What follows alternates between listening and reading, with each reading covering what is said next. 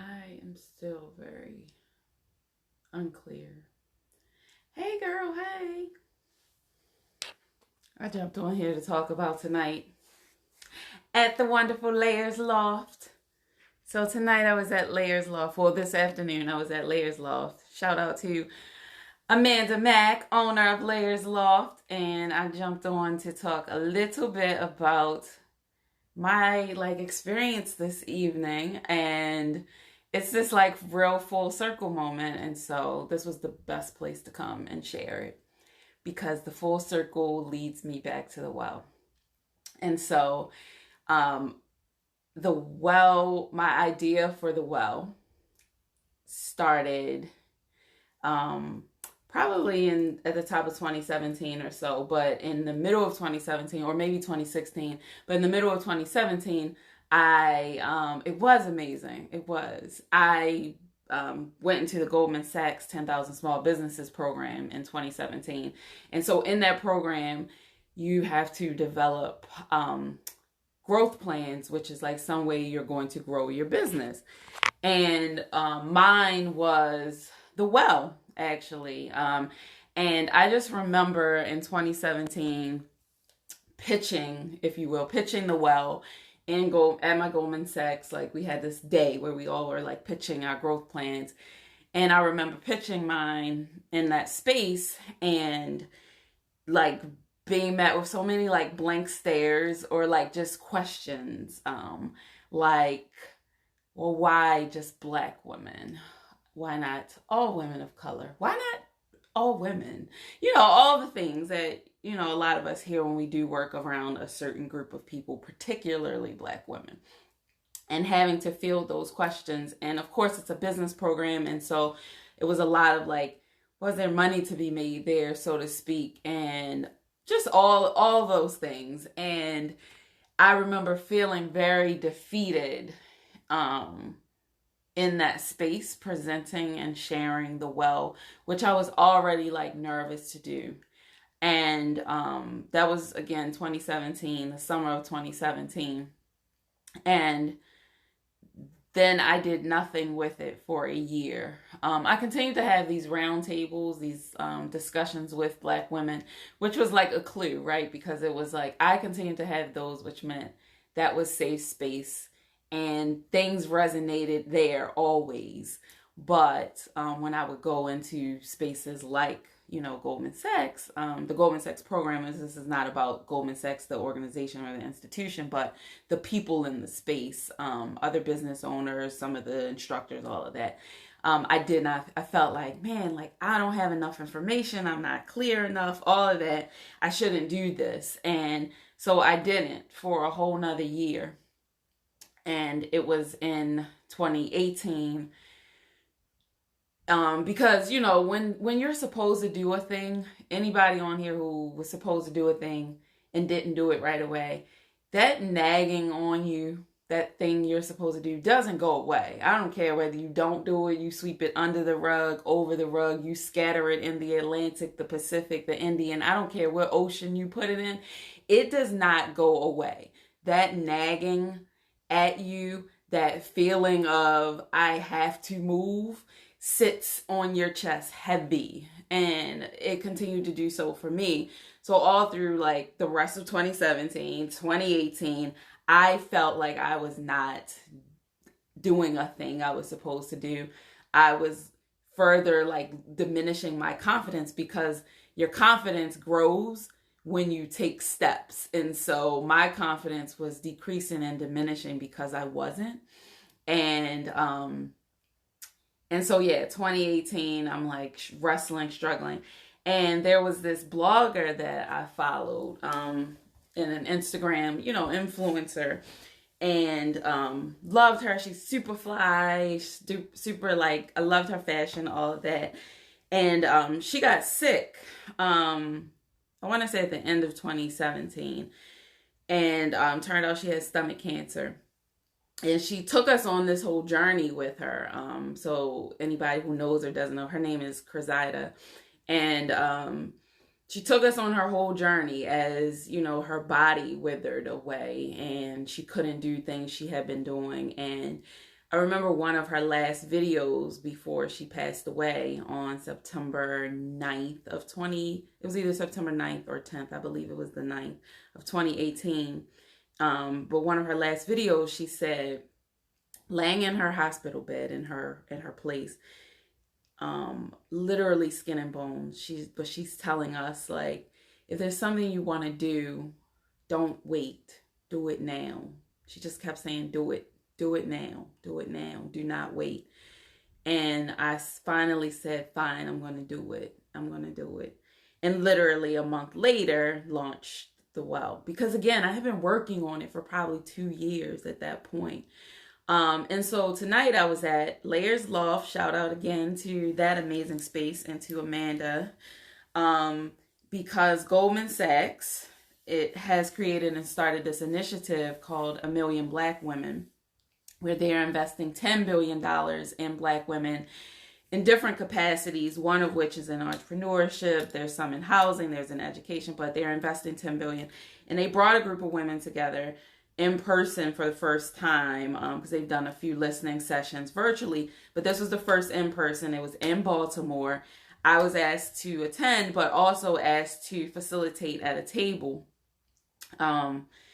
And it was such a full circle moment that, like, I was like holding back tears, because that was the same, sort of, it was in the Goldman Sachs space that I first publicly shared what I wanted to do in terms of creating the well. And it was also in that space where I like lost all confidence that it could be done, because of all the like, well, how is this going to work? How is that going to work? Well, why just Black women? Well, what is it that you're saying Black women need? What? Like, I don't understand. Community. How is that going to help them grow their businesses? All these things. And that was in that space today where Goldman Sachs has decided it is investing in Black women. And it was such a full circle moment, because I was saying that in 2017. All the things that we talked about in those tables today, I said in my pitch in 2017 that we needed to be able to grow. And so this isn't me like coming here like, I told you so. This was me being like, I'm on here right now to say that people might not see the vision. People might not get it. People might question and doubt. You might question and doubt. Your emotions will tell you no. Your fears will tell you no. And yet, if it is on you, if it doesn't go away, and if it is something that you feel led to do, then you must do it. And it is yours to do. And it's okay if they don't get it. It is okay. They'll get it later.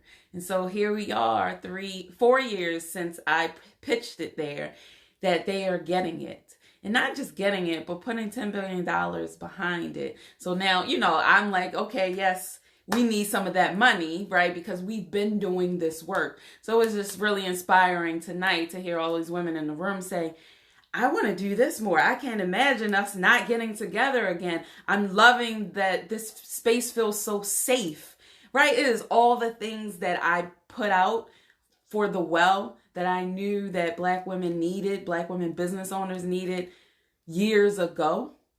Why? How did I know that? What? Because I was living it. And so that's another thing, any of us in business, like whoever your client or your customer is, you need to be hearing them, because the lived experiences of people is expertise like a MF. Like, it is expertise AF, for real. Like, so if you have clients or customers that you serve, they are the experts of their experience. And so I was an expert of my experience as a Black woman entrepreneur. And hashtag listen to Black women. Like I said it, years ago, but I am also really excited to see that that's happening. It is very affirming. And I am really excited that, I moved out of my way and did it, with all the fears, the doubts, all of that, still like and it took me another year again from when I first shared it in that space to move it forward. But also that a woman who I never met and who I would never have a chance to meet and who is no longer on this earth, really, like, that God used her to push me forward as he was calling her home. So like, yeah, all of that, like, whew, it's a lot. But then I was at the table tonight with a black woman who works for Goldman Sachs, who was in like my group, like one of the judges or whatever, when I was pitching, one of the people giving feedback. And I didn't know if she would remember that she was there and heard me, or how upset or emotional and vulnerable I felt at that time, how exposed and unprepared I felt at that time. But she came up to me at the end and shared that with me, like, that, her remembering that, and just like, wow, and and you're here now, and this is a different Nakeia than I saw. And I said to her, and the Nakeia you see here today is here because I still moved forward, even when I felt I didn't have the confidence and I wasn't completely sure, and nobody really got it or backed it. Like, the reason I am a different Nakeia here is because I kept moving through that and it didn't stop me. And it was a really, really powerful moment.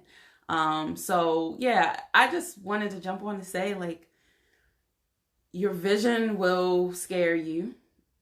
Even after you've done a scary thing, the next vision will be bigger and scarier.